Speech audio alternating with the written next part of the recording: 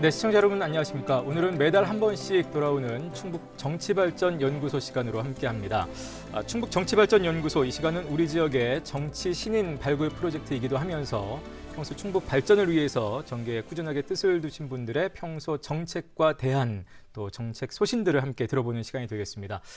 이 선거 때 부랴부랴 내놓는 정책이 아니라 평소에 정말 지역을 위해서 어떤 고민들을 하고 계시는지 이 시간 통해서 여러분 함께 또 들어보시기 바라겠습니다. 오늘은 세 분과 함께합니다. 먼저 이광희 전 충북도의원 모셨습니다. 안녕하십니까? 네, 안녕하십니까? 네, 반갑습니다. 제 왼쪽으로 신용환 서원대학교 경영학부 교수 모셨습니다. 네, 안녕하세요. 신용환입니다. 반갑습니다. 그 옆으로 이인선 정의당 충북도당 위원장 나오셨네요. 안녕하세요. 네. 이인선입니다. 반갑습니다.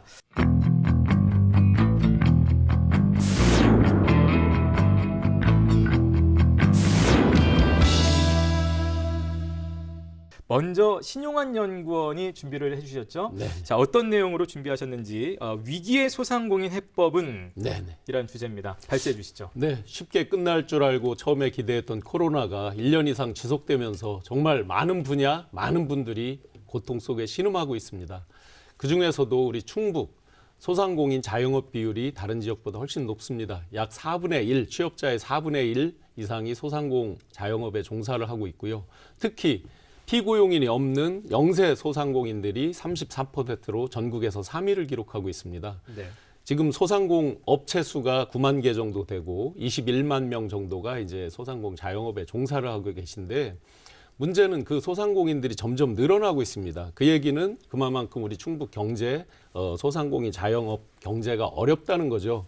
퇴직하면서 새로 창업하는 분들도 있고 하지만 전반적으로 이렇게 어려운 상황에서 최근에 보면 충북도에서 소상공인 대책으로 내놓으면서 일종의 폐업을 유도하는 1인당 폐업을 하게 되면 780만 원까지 보조를 한다라고 하면서 새로운 어떤 교육 같은 걸 하는데 그게 이제 도배사라든지 어떤 용접에 대한 보조, 용접공, 미용사 이런 것들을 쭉 제시를 하면서 엄청난 비난을 받았습니다.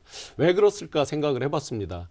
현장에서 많이 접하고 밑바닥에서 올라오는 목소리를 들은 게 아니라 소위 탁상행정이겠죠. 그게 굉장히 경직된 사고와 탁상행정 속에서 나온 어떤 해법 아니었냐 하는 아쉬움들이 있습니다. 그래서 제가 이 위기에 우리 충북 소상공인 문제를 제기하는 것은 당분간도 우리 충북의 소상공인 숫자가 줄거나 비율이 급격하게 저하될 것 같지 않고 또 코로나가 지금 단계가 좀 저하는 되고 있지만 금방 끝날 것 같지도 않고 이런 속에서 과연 기존의 어떤 경직된 공무원 마인드나 우리 도에서 또 시에서 내는 그런 대책 가지고 과연 우리 소상공인들이 만족하고 길을 펼 수 있을 것이냐라고 걱정이 돼서 위기의 소상공인에 대한 대책을 같이 한번 고민해보자 발제를 했습니다. 예, 저는 이제 우리 신용환 연구원 말씀 들으면서 소상공인 문제를 지금 코로나 시대에 문제 제기를 한 것에 대해서는 굉장히 적절한 주제 선택이었다 이렇게 생각을 해요. 그런데 이제 제안까지만 들어놓고 나니까 그러면 연구원께서 생각하시는 대책은 뭐란 말인지 그동안의 토론회나 뭐 이런 거 보면은 워낙 경제 전문가시라서 문제점에 대한 진단은 저하고 굉장히 비슷해요. 근데 해결 방식은 저랑 다를 것 같은데 해결 방식에 대한 얘기를 조금 더 사실은 듣고 싶습니다. 제 시간을 할애해서라도. 일단 이인선 연구원의 의견까지 듣고 네, 아마 이제 마무리 발언 때 말씀하시려고 할 것 같은데 소상공인 자영업자의 문제를 이야기할 때 소상공인 자영업자 문제 하나만 볼 수 없는 거, 그건 오늘 이제 각 연구원들이 준비해왔던 주제와도 사실은 연동이 되어 있다. 그리고 근본적으로는 소상공인 자영업자의 문제에서는 노동 문제를 이야기하지 않으면 안 된다는 거죠. 왜냐하면 슬프게도 우리나라의 자영업자들은 실업의 완충지대로서의 역할을 하고 있는 안타까운 현실이기 때문에 그렇습니다. 각 분야별 대책을 다 말씀드릴 수 없지만 큰 원칙만 한번 말씀드려 보겠습니다. 우선 현장에 더 충실해라.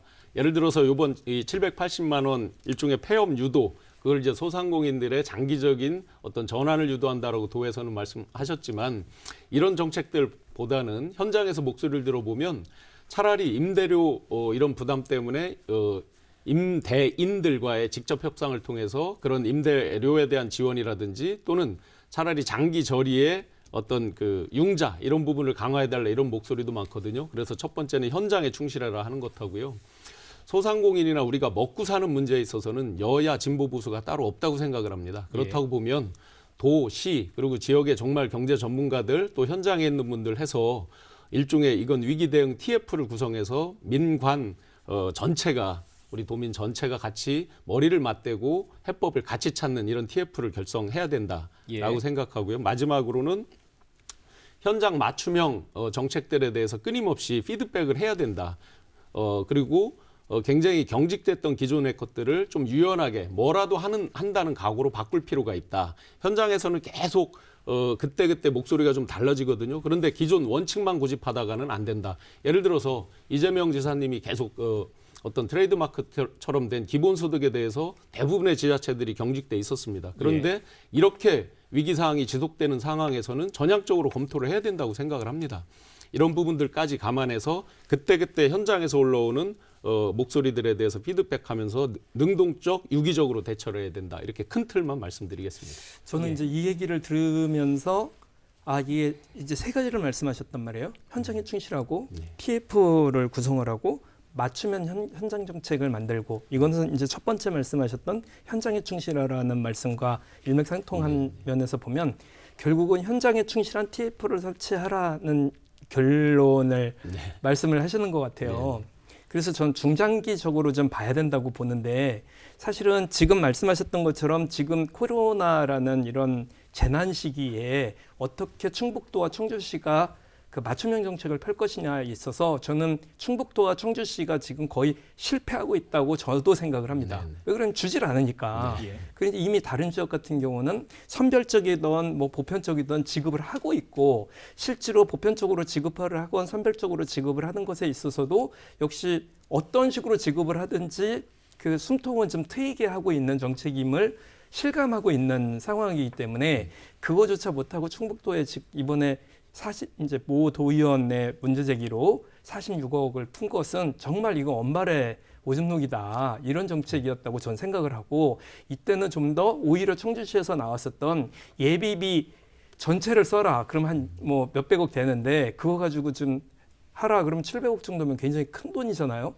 그런 게 저는 실효성이 있다고 저는 생각을 해요. 이런 단기적 정책에 있어서는 역시 보편적으로 얼른 지급을 하는 게 맞다. 그래야 소상공인들을 살린다. 이런 생각에는 동의를 하는데 말씀하셨던 현장에 충실하고 TF를 구성하라는 장기 대책과 관련돼서는 조금 더 저랑 얘기해 볼 필요가 있겠다. 이런 생각이 좀 듭니다.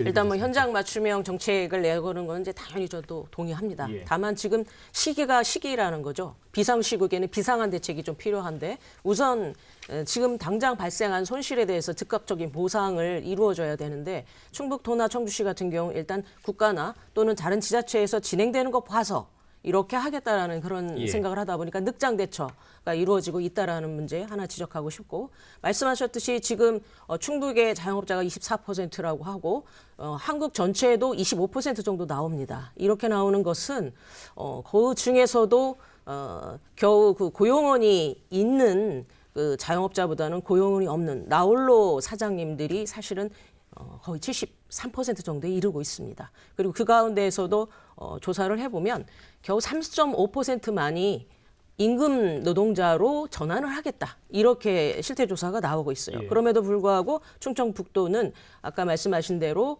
뭐 1인당 780만 원 정도 이상의 그 전환교육, 재기교육에 이제 팝코스를 줬단 말이죠. 이것은 정말 현장과 다른 그런 정책을 내거는 거라서 이런 부분에서 이제 좀 대대적인 수정이 필요하다는 것이고 제가 일단 이제 도시계획과 관련돼서 말씀드리겠지만 근본적으로 자영업자의 문제는 코로나 사태로 어느 날 갑자기 나빠진 게 아닙니다. 이미 이전부터 그 신호는 있었던 거고 특히 충북의 경우는 다른 지역보다도 그 자영업자의 생존율이 짧은 것으로 정평이 나 있습니다. 그래서 이런 문제에 대한 대책이 필요한 것이라서 대규모 산업단지가 예를 들면 들어왔을 때에 그 대형 유통 매장을 입점해 버리면 아무리 중소상공인 지역 상권에 대한 보호 대책을 해도 한꺼번에 그 긍정적 효과들을 삼켜버리는 이런 결과를 도모합니다. 그래서 이런 그 경제 체제 전반에 대한 것들 함께 고민하는 그런 좀 정책적 해안이 좀 필요하다 이렇게 생각을 합니다. 지금 일단 세 분 다 충북의 현재 접근 이 대책에 대해서는 좀 비판의 목소리를 다들 내고 계시는데 다만 좀 치열하게 어떤 그 접점이 아직 보이지는 않고 네. 조심스럽게들 이제 얘기를 하셔서 네. 어떻게 들으셨습니까? 다른 두 연구원의 얘기를. 미국 대공황 때 루즈벨트 대통령이 뭐라도 해보자, 안 돼도 뭐라도 해보자라고 했습니다. 지금 이제 충북도 같은 경우는 굉장히 조심스럽게 여러 가지를 어떻게 보면 반박자 정도 늦은 정책을 내놔서 사실은 같은 정책을 내더라도 호응을 못 받는 이런 아쉬운 측면도 있죠. 근데 지금 충북 같은 경우 작년 말 기준으로 카드 매출이 절반으로 떨어졌습니다. 소상공인들의 카드 매출이 그 전해에 비해서 절반으로 떨어졌고 치킨집 창업률이 청주 같은 경우 전국 2위예요. 폐업률도 그에 상응하게 높습니다. 이런 이제 전체적으로 비상 상황일 때는 예를 들어 저 같은 경우 개인적으로 보면 선별 지급론자입니다. 우리나라는 지금 건강보험이나 국민연금 시스템으로 소득 분위 이런 것들이 잘 체크가 돼 있고 네. 얼마든지 맞춤형으로 지원할 수 있는 완벽치는 않아도 꽤 근접하게 맞춤형으로 지원할 수 있는 시스템도 잘 돼 있습니다. 그렇다고 보면 정책을 만들고 집행하는 분들이 조금 더 손가락 품을 더 팔고 발품을 더 판다 그러면 충분히 맞춤형도 할 수 있고 또 이런 위기상에 뭐라도 해봅시다라는 그런 마음가짐으로 당연히 보편적 지급에 대해서도 전향적으로 검토를 하고 중론을 모아야 될 때라고 생각합니다. 그런데 아쉽게도 이런 부분들이 한 박자 늦든지 안 되든지 이런 것들로 계속해서 도민들, 시민들의 원성을 사고 있는데 이런 부분에 좀 더 전향적인 자세가 필요하다라고 생각을 합니다. 네. 네, 충북에서 이제 자영업 소상공인이 되는 패턴을 보면 일단 이제 처음부터 자영업으로 시작하는 20대들도 있습니다만 대체로 직장에서 또 그 퇴출이 됐다고 표현을 해야 될까요? 명퇴를 한 이후에 그 다음에 자영업이나 소상공인으로 돼서 말씀하셨던 대로 치킨집 창업률이 전국에서 2등입니다. 제일 높을 정도로 치킨집만 여는 거죠. 그랬다가 여기에서 폐업을 하고 난 이후 대책을 마련하는 것, 이렇게 세 단계의 대책을 마련하는 게 저는 소상공인 대책, 충북에 맞는 소상공인 대책이라고 저는 생각을 하거든요. 그러면 창업을 시작할 때 창업 교육이 굉장히 미비합니다. 예. 충북 자체는 소상공인들이 자영업을 했을 때 자영업이 성공한 가능성이 있도록 유도하기 위한 이런 프로세스가 너무 좀 낮습니다. 여기에 대한 충분한 교육이 필요하고 예. 대안이 필요하다고 보이고요. 그 다음에 치킨집을 운영을 하면 중간중간 점검을 좀 해놓은 프로세스도 거의 없습니다.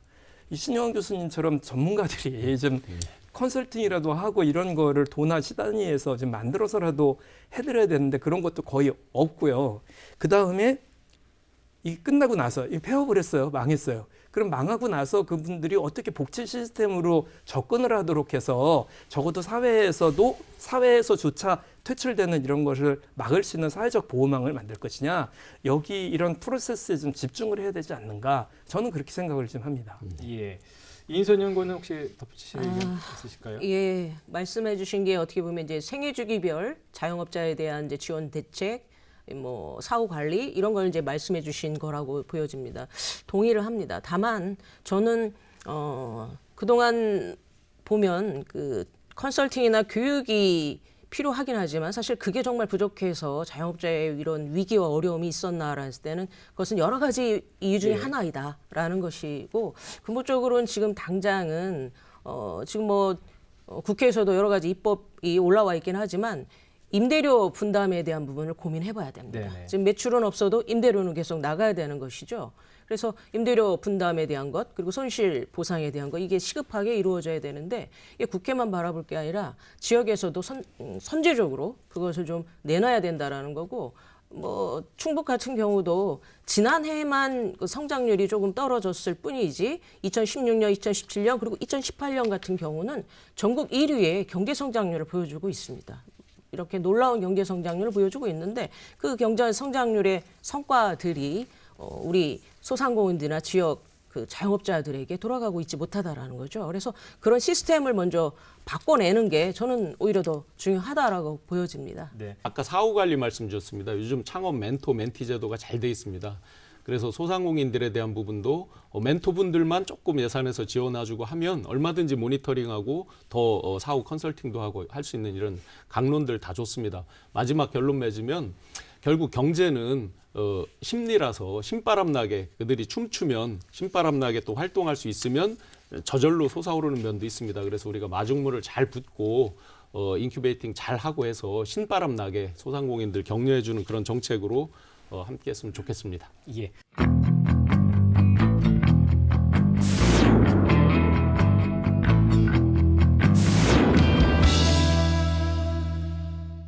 자, 저희는 계속해서 두 번째 주제로 이번에는 이광희 연구원께서 발제해 주실 차례인데요. 준비하신 내용이 청주 대중교통 활성화 방안. 예. 왜 지금 시점에 대중교통 얘기를 할까요? 그 얘기는 최근에 불어닥치고 있는 충북 광역형 교통망, 그래서 대전과 세종시와 청주시를 아우르는 그런 철도 노선을 만들겠다는 논의가 지금 증폭되고 있는데, 여기에 대해서 좀 문제 제기를 하고 싶어서 도시를 관통한다는 이런 철도가 만들어지는데 여기에 대해서 청주 시민들의 의사는 어떤 건지, 또 청주시장님 같은 경우는 광역형 도시철도 만들자고 하는 모임에 계속 안 나가고 있는 이유는 뭔지, 그리고 그것에 대해서는 청주시의 30년, 100년 계획을 놓고 그 계획이 맞는 건지, 왜 그러냐면 상단공원을 중심으로 해서 전체적으로 1km에 1조짜리 지하로 통과하는 그런 철도가 생긴다고 하는데, 이에 대해서 청주 시민들은 어떻게 생각하는지에 대해서 왜 그런 얘기가 나왔는지, 또 거기에 참석하지 않으시는 청주시장님께서는 트램 얘기를 계속 해오셨어요. 예. 왜 트램 얘기를 하는 건지. 세 번째는 중공영제다 공영제도를 놓고 지금까지 논란이 되게 올해 1월 1일부터 중공영제가 시작은 했습니다만 왜 이 얘기를 하는 건지, 저는 대중교통 문제를 본질적으로 토론하지 않아서 이 문제가 생겼다고 생각을 합니다. 예. 청주시는 지금 대중교통을 정확하게 뭐라고 규정하기가 굉장히 어려워요. 35% 정도가 승용차를 몰고요. 24%는 택시 기사들, 이렇게 택시를 운영을 예. 합니다. 그러면 실제로 택시와 승용차가 60%에 가까워요.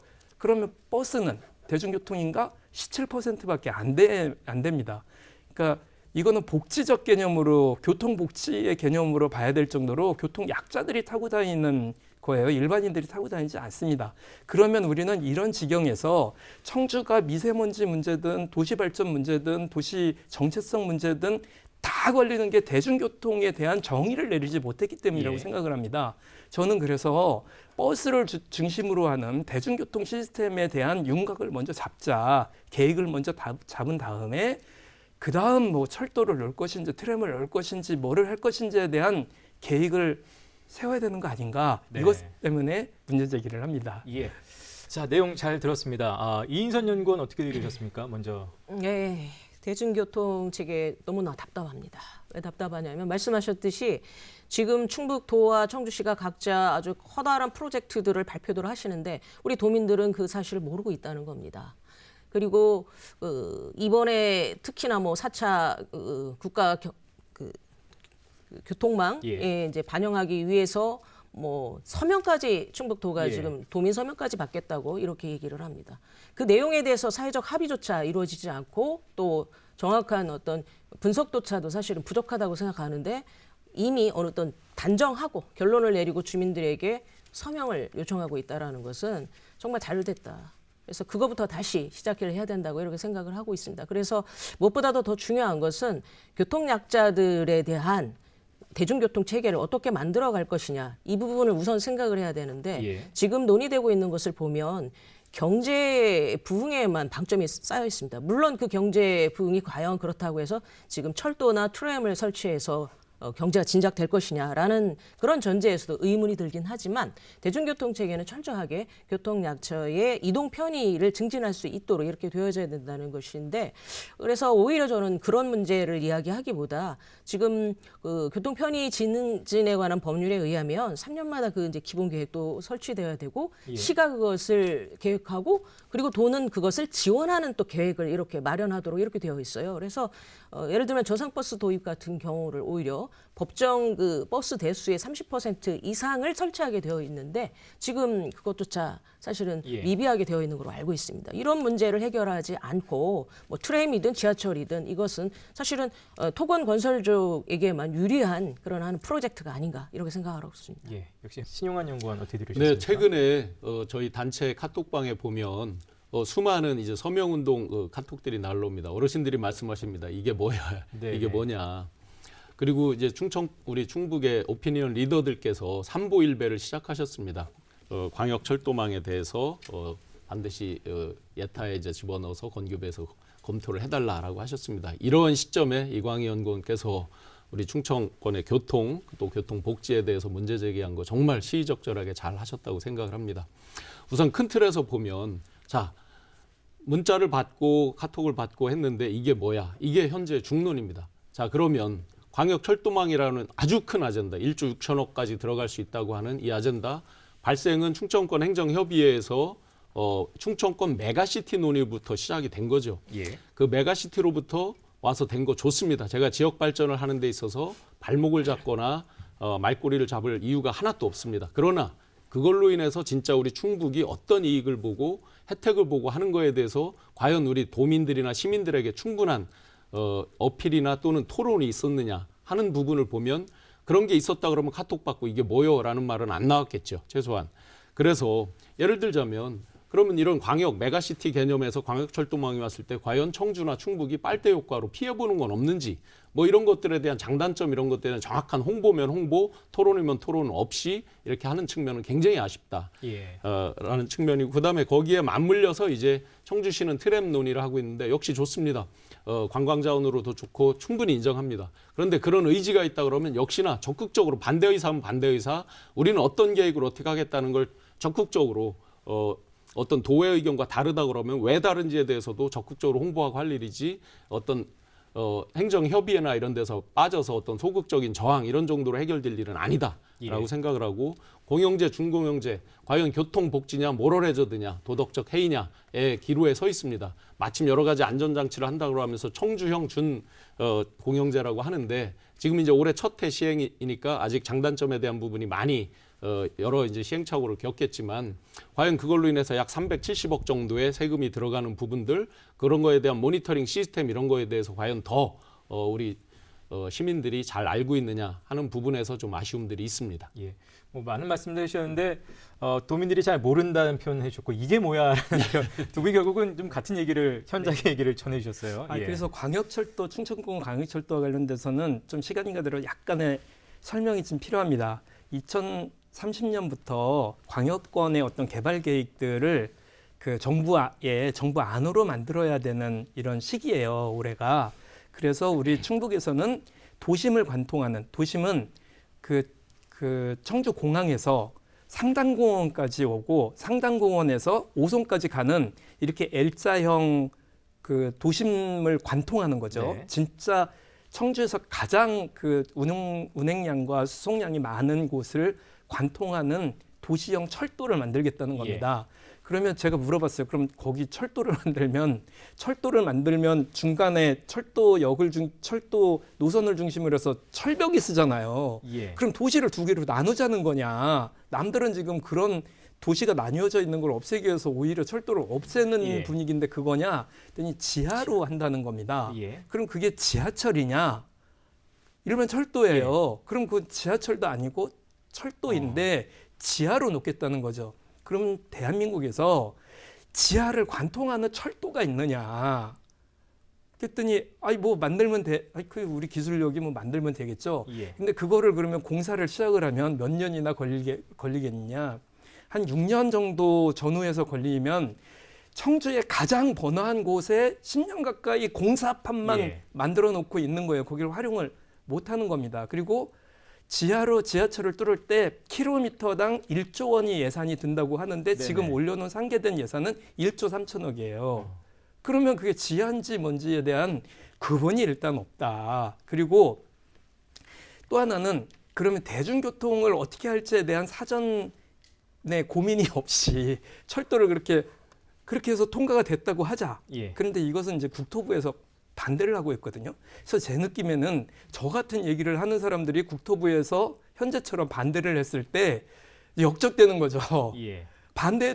근데 제 얘기는 반대라기보다도 어쨌든 뭐 어떤 방식이든 해도 좋은데 그게 왜 해야 되는지를 얘기를 하고 기존의 청주시에서 몇 년 동안 계속 추진하려고 하다가 안 되고 엎어지고 했었던 트램은 그럼 어떻게 된 거냐. 트램은 그 옆으로 또 놓는다는 건지 트램을 하지 말겠다는 건지에 대해서 얘기가 일단 예. 있어야 되는 거 아니냐. 이런 얘기들이 전제가 돼서 얘기가 좀 돼야 된다고 본다는 거죠. 예. 지금 구체적으로 들으니까 사실 더 첩첩산중의 느낌인데요. 네, 예. 맞습니다. 추가 의견 있으신가요? 네, 지금 말씀하신 대로 올해가 그 교통 계획을 다시 10년 동안 해야 되는 기본 계획을 설정하려고 하고 뭐 충북도도 그렇고 청주시도 국가의 그 예산 지원을 받기 위해서 이제 급하게 뭐 이렇게 추진하고 있는데 전제가 틀렸다는 거죠.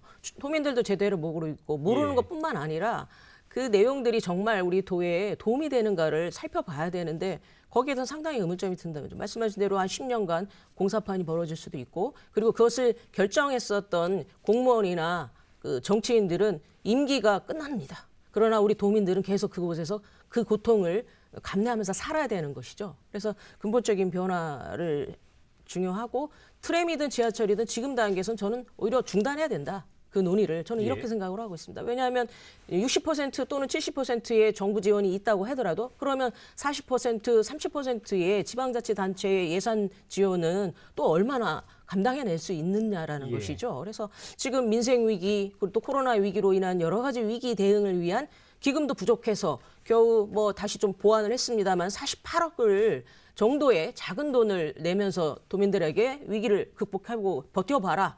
빚내서 버텨봐라. 이렇게 하는 마당에 1조 원 또 얼마 예. 수조 원이 들어갈 수 모르는 트램이나 지하철 논의는 사실은 지금 현재의 민생 위기를 저는 외면하는 거다. 좀 이렇게 생각을 하고 있습니다. 예.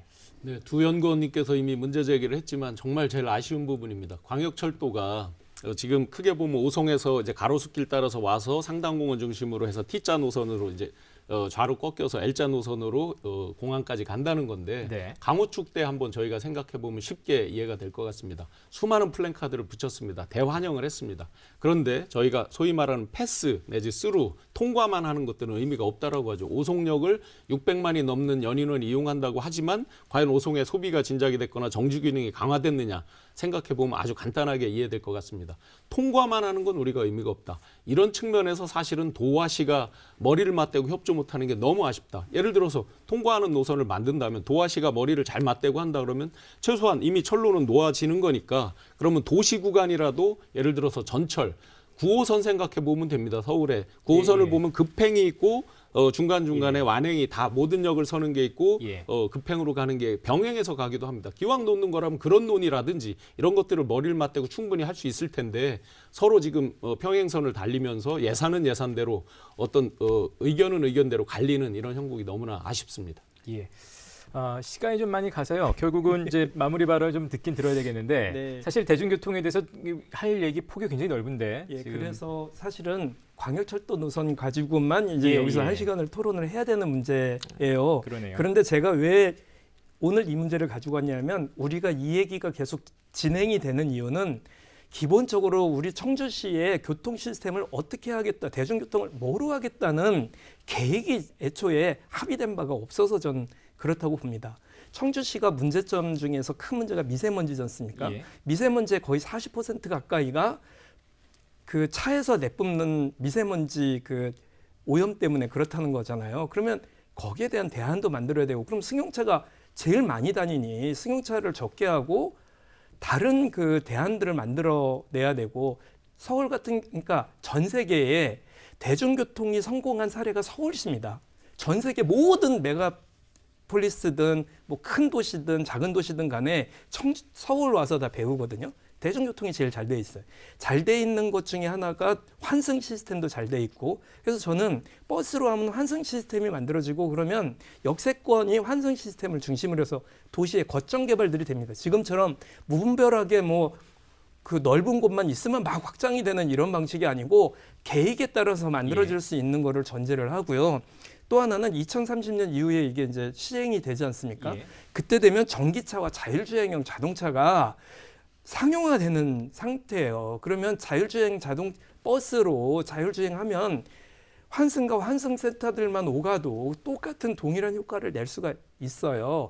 이런 여러 가지 방식들이 있는데, 그래서 그 저는 공영제다 중공영제다 얘기 나올 때도 그거는 부차적인 문제일 수도 예. 있다. 오히려 전체 대중교통을 버스로 한다고 했을 때 그런 버스를 우리가 공인제로 할지 준공인제로 할지를 붙이면 되는 소소한 문제라고 본다고 봤어요. 그래서 그런 의미에서 지금이라도 늦었다고 생각할 때가 가장 빠르니 그러면 청주시의 대중교통 시스템을 뭐로 해서 청주시 전체 발전에 비전을 세울 것인지 계획을 세울 것인지 그 계획안을 예. 지금부터 만들자는 제안을 드립니다. 예.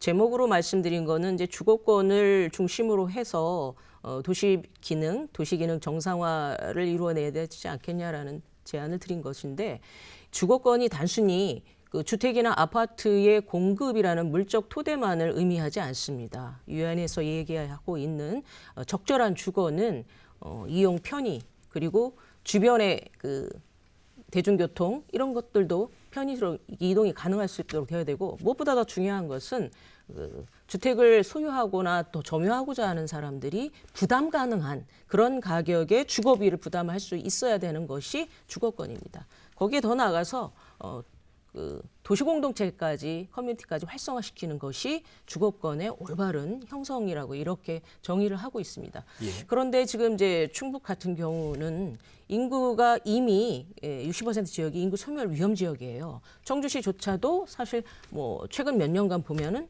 0.4% 정도의 인구 증가율만을 보였을 뿐 2030 청주시 도시기본계획에서 설정한 100만 도시하고는 거리가 멀다는 거죠. 그럼에도 불구하고 올해만 해도 22만 채의 그 대규모 신규 아파트들이 쏟아져 나오고 있고 또 산업단지 개발도 지금 전국에서 충북도 같은 경우 2019년에도 신규 지정이 1위입니다. 그럼에도 불구하고 올해부터 해서 2022년까지 뭐 100만 평 규모의 산단을 조성한다고 합니다. 그럼 산단 조성하는데 공장만 들어오냐? 아파트들이 대규모로 또 들어옵니다. 그러면 도심은 도시 및 주거환경정비법에 의해서 주택 재개발로 묶여서 주거환경은 낙후되고 있고 주민들은 생존권의 위협을 받고 있는 상황에 그대로 놔둔 채 바로 그 옆에서는 또 수백억의 그 도시 재생 사업이 또 예. 진행되고 있고 또 한편에서는 택지 개발, 뭐 산단 개발 등을 통해서 또 대량의 아파트들만 공급이 되고 있다는 것입니다.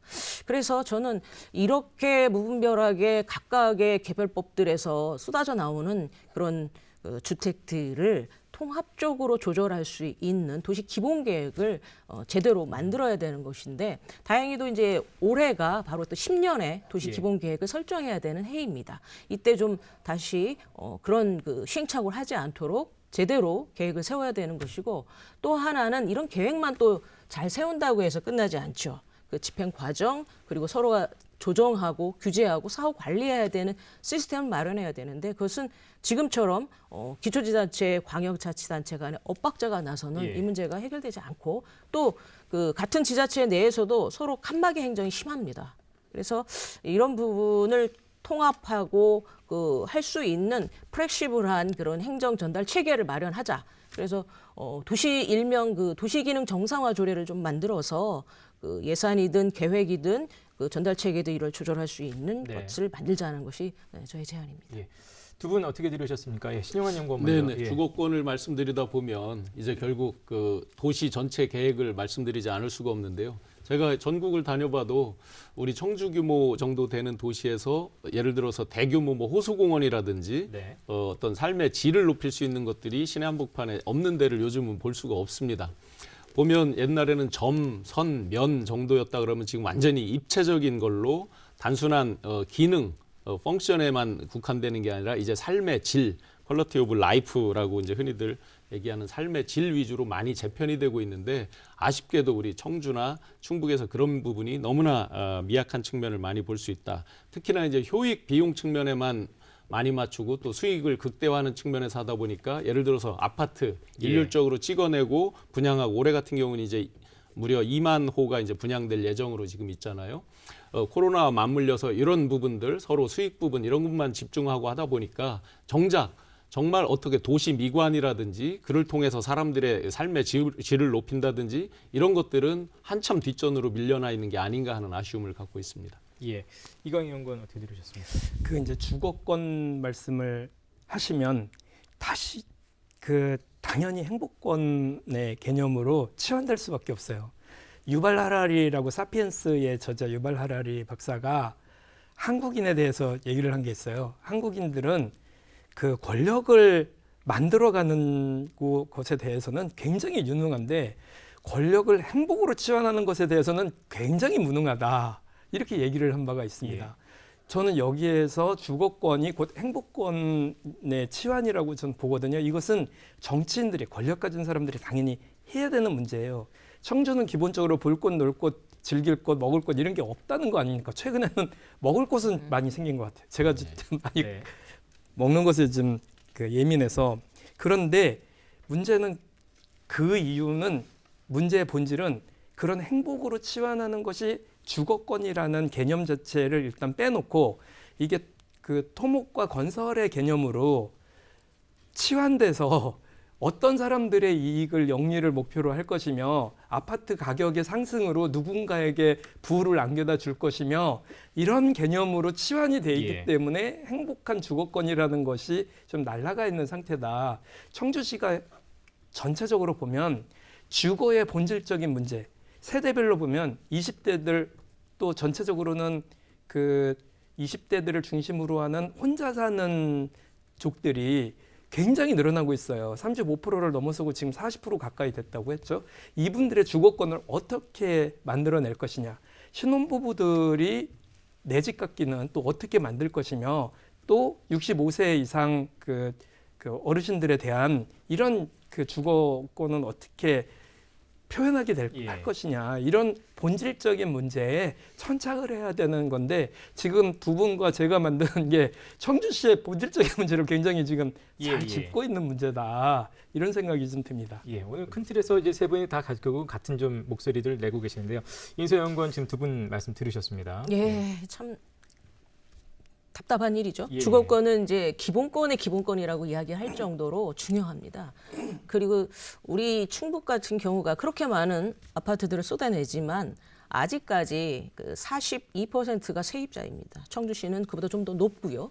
그러면 각종 아파트들을 공급했을 때 방점을 두고 있는 게 현재는 그냥 가격입니다. 가격. 예. 가격에만 몰두하고 있다 보니까 국토부에서도 부동산 조정 대상 지역으로 이렇게 또 묶어놨고 또 그런데 또 그 얼마 전에는 바로 또 우리 청주시 같은 경우는 최장기 미분양 또 관리 지역이었단 말이에요. 이렇게 서로 다르게 이 행정이 결과를 내고 있는데 이런 부분에 대해서는 정책의 목표를 가격에 두고 있기 때문이다. 그럼 가격에 두다 보면 세금으로 규제하고 이렇게 하려다 보니까 그것들이 결국은 오히려 그 주거 수요자들에게 그 전가되는 이런 이제 기현상이 오히려 부정적인 효과가 이렇게 일어나기 때문에 저는 목표 자체를 바꿔야 된다라는 거죠. 오히려 주거 안정을 위한 정책 그리고 또 하나는 지금 봐야 될 것이 그 도시 문제 여러 가지 교통 문제 자영업자 문제 얘기를 할 때에 그 주민들인 그 도민들은 정책 결정가들이 하는 것에 도 전혀 모르고 있잖아요. 잘 모르고 있습니다.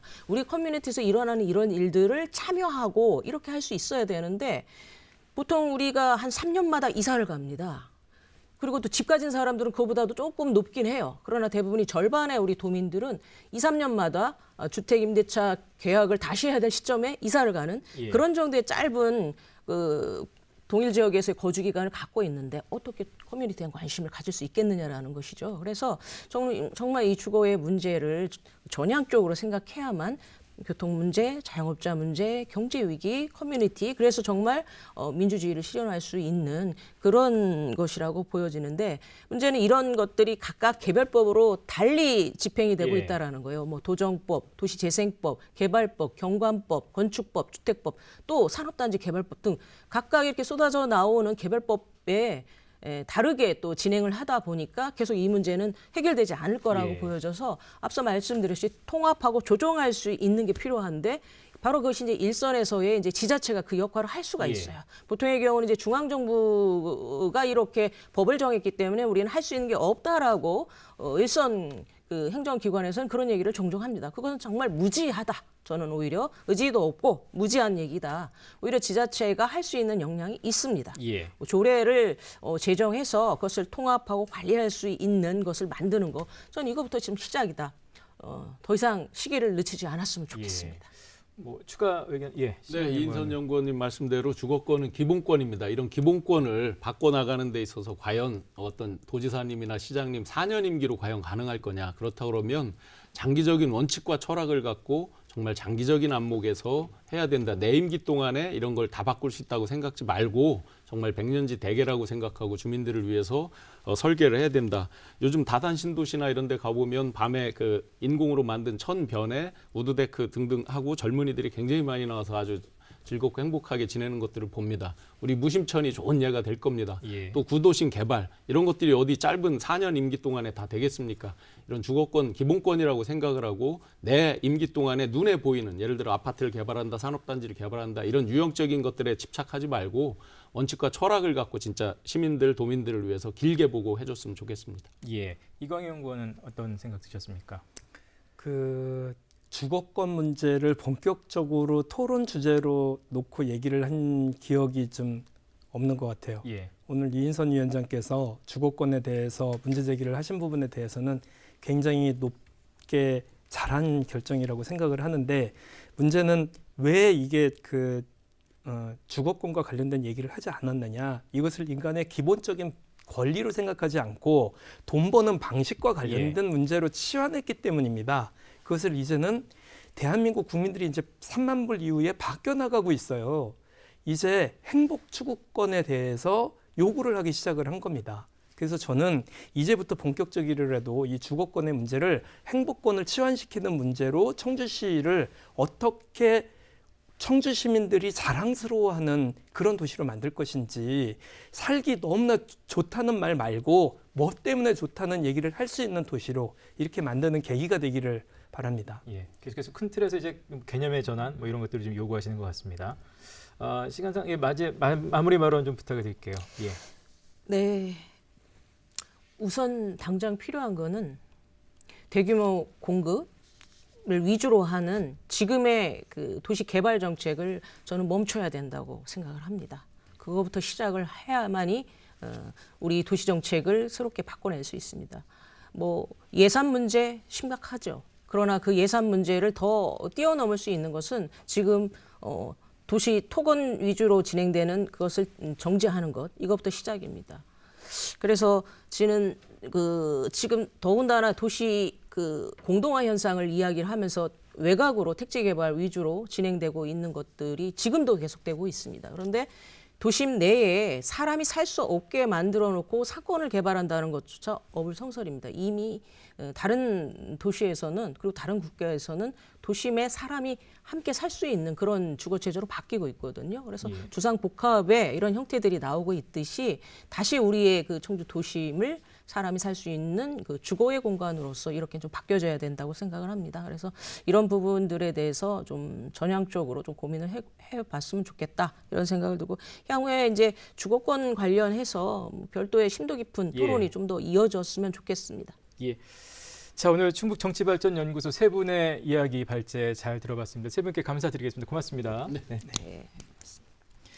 자, 오늘 짧은 시간 깊이 있는 내용보다는 문제 제기하는 수준에서 제가 들어보긴 했습니다만 그래도 정계 뜻을 두고 계신 분들이 과연 눈을 어디에 두고 있는가 살펴볼 수 있는 시간이었고 또 세 가지 주제가 달랐습니다만 또 일맥상통하는 비판이 있기도 했기에 의미 있는 시간이었다고 생각이 됩니다. 자, 저희 충북정치발전연구소에서는 계속해서 정치 신인들 또 정치의 뜻을 두고 계신 분들의 정책과 소신을 펼칠 수 있는 기회를 마련해 드리고 있습니다. 많은 분들의 관심 참여를 부탁드리겠습니다. 오늘 순서 여기서 마치겠습니다. 시청해주신 여러분 고맙습니다.